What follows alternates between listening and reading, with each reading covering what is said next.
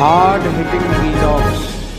Hello viewers, भी आज के हमारे वीडियो का टॉपिक है गौतम अदानी ने साइकिल पर कारोबार की शुरुआत की और कैसे बनाया सैकड़ों अरब का कारोबारी समूह।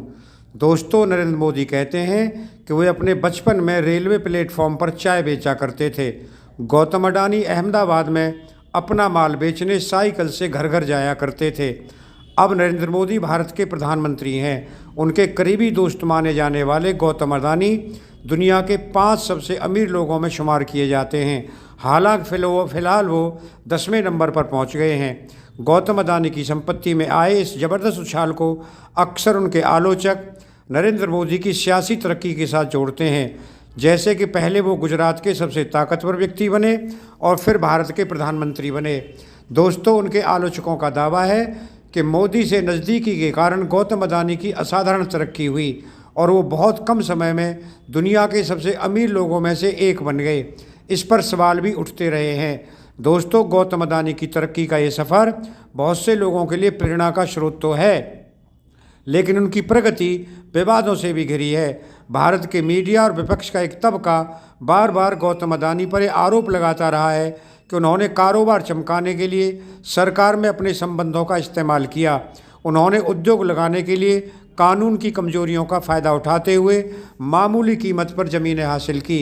हालांकि गौतम अडानी ने इन सभी आरोपों को कई बार बेबुनियाद बताया है, लेकिन ये सवाल बना हुआ है कि आखिर अडानी की कंपनियां भारत की शीर्ष कंपनियों की कतार में कैसे खड़ी हो गईं।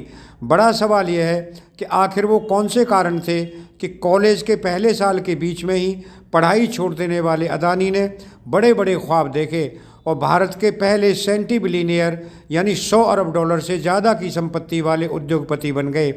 दोस्तों, इसके अलावा हाल के वर्षों में जिस तरह अडानी समूह की कंपनियों के शेयर आसमान छू रहे हैं, उसकी वजह क्या रही है? 31 दिसंबर 2019 को अडानी समूह की कंपनियों की मार्केट कैपिटल 2 लाख करोड़ रुपए थी, जो सितंबर 2022 में तेज़ी से उछलकर 20 लाख करोड़ रुपए हो गई। यानी कि 2019 से 2022 के बीच इसमें लगभग 10 गुना बढ़ोतरी हुई। दोस्तों, जब गौतम अडानी 15-16 बरस के थे तो वो पहले साइकिल से और फिर स्कूटर से कपड़े बेचने जाया करते थे।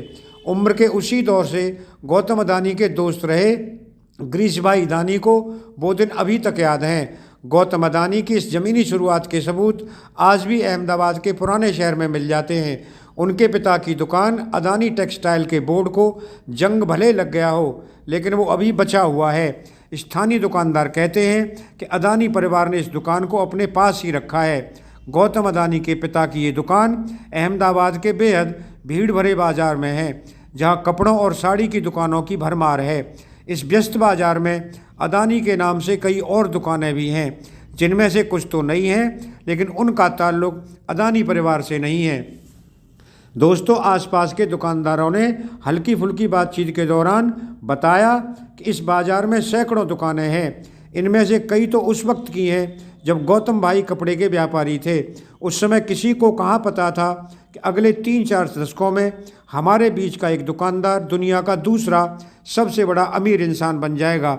दोस्तों, गौतम अडानी अपने लगातार फैलते हुए कारोबारी साम्राज्य को अहमदाबाद स्थित मुख्यालय से चलाते हैं। शेयर बाजार में लिस्टेड अडानी की 7 कंपनियों का बाजार मूल्य 235 अरब डॉलर है, जो कई देशों की जीडीपी से भी ज़्यादा है।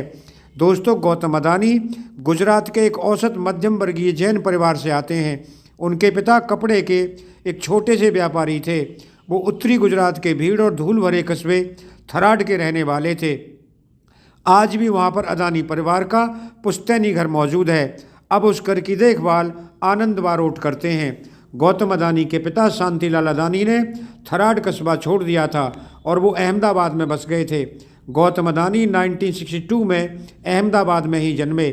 उनके 7 भाई बहनों और उनके बच्चों का परिवार एक दूसरे से बेहद करीब है और अडानी समूह का हिस्सा है। अडानी के एक भाई दुबई में रहते हैं। गौतम अडानी के दोस्तों और परिजनों से बात करने पर यह बिल्कुल साफ हो जाता है कि एक नौजवान के तौर पर, औसत व्यक्ति के तौर पर ही जाने जाते थे और उनमें कोई अनूठी बात नहीं दिखती थी। लेकिन अपनी युवावस्था में भी अदानी की निगाह ऊंचे मकसद पर रहती थी और वो हमेशा अगले बेहतर मौके की तलाश में रहा करते थे।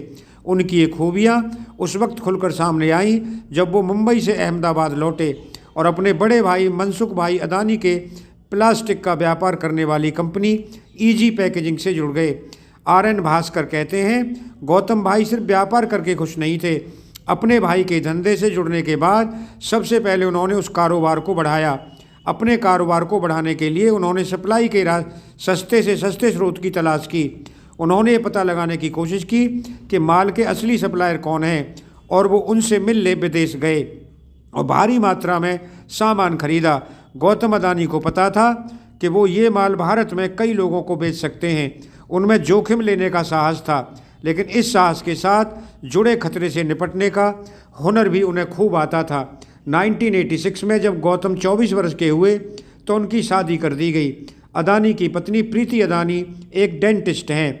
वो भी जैन समुदाय से आती हैं और उनके पिता से अदानी परिवार की अच्छी जान पहचान थी। गौतम के दोस्त लच्छूभाई कहते हैं कि शादी का इंतजाम उन्होंने ही किया था। शादी की सारी व्यवस्था मैंने ही की थी। वो शुरुआती दिन थे तो शादी में कोई तड़क भड़क नहीं थी। शादी में परिवार के नज़दीकी लोग और दोस्त ही शामिल हुए थे। ये एक पारंपरिक जैन शादी समारोह था। उस समय तक गौतम अदानी का इम्पोर्ट का धंधा खूब चल निकला था और वो बड़े पैमाने पर कारोबार कर रहे थे। 1988 से 1992 के दौरान गौतम अदानी का इम्पोर्ट का कारोबार 100 टन से कई गुना बढ़कर 40,000 टन तक पहुंच गया। जल्द ही अदानी ने निर्यात में भी अब हाथ आजमाना शुरू कर दिया और बहुत जल्दी वो बड़े एक्सपोर्टर बन गए जो लगभग हर सामान का निर्यात करते थे। दोस्तों, 1970 और 80 के दशक में किसी भी भारतीय उद्योगपति के लिए विदेश में बड़ा इंफ्रास्ट्रक्चर परियोजना चलाना लगभग असंभव था। गौतम अदानी भारत के ऐसे पहले उद्योगपति बन गए हैं जो देश के बाहर ऑस्ट्रेलिया, श्रीलंका, इजराइल और इंडोनेशिया जैसे कई देशों में बड़ी इंफ्रास्ट्रक्चर परियोजनाएं चला रहे हैं। हालांकि टाटा और एयरटेल जैसी भारतीय कंपनियां कई देशों में मोबाइल और वाहनों के कारोबारों में हैं, लेकिन विदेश में बुनियादी ढांचे के बड़े प्रोजेक्ट चलाने की कामयाबी अदानी समूह ने हासिल की। दोस्तों, इसी तरह अदानी माइनिंग ऑस्ट्रेलिया के विवादित कारमाइकल कोयले की खान और एक रेल परियोजना की मालिक है। अदानी समूह के पास कोलंबो और इजराइल के हाइफा शहर में एक एक बंदरगाह भी है। अदानी समूह के पास इंडोनेशिया में भी कोयले की खानें हैं। इसके अलावा अदानी समूह के नवीनीकरण योग्य ऊर्जा कारोबार ने स्वच्छ ऊर्जा बनाने के लिए अरबों डॉलर की रकम खर्च करने का वायदा किया है। अगर आज़ादी के बाद भारत की अर्थव्यवस्था को टाटा और बिरला ने खड़ा किया था तो 21वीं सदी में अदानी और अंबानी भारत की अर्थव्यवस्था को नई ऊंचाई पर ले जा रहे हैं। अरबपति उद्योगपति मुकेश अंबानी की तुलना में गौतम अदानी अपने परिवार में पहली पीढ़ी के उद्यमी हैं। इस वजह से उनकी कामयाबी और भी खास बन जाती है। लेकिन गौतम अदानी के आलोचक कहते हैं कि उनकी ये तरक्की उनके सियासी रिश्तों की वजह से मुमकिन हो सकी है।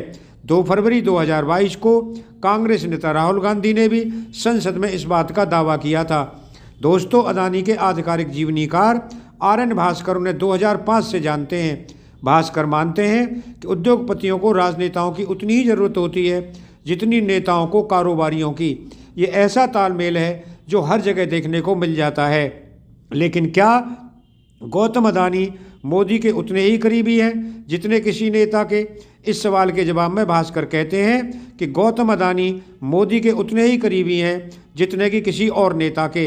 दोस्तों, अगर आपको ये वीडियो पसंद आया हो तो चैनल को सब्सक्राइब करें, वीडियो को लाइक करें, ज़्यादा से ज़्यादा शेयर करें। आप लोगों का बहुत बहुत धन्यवाद। Thank you very much.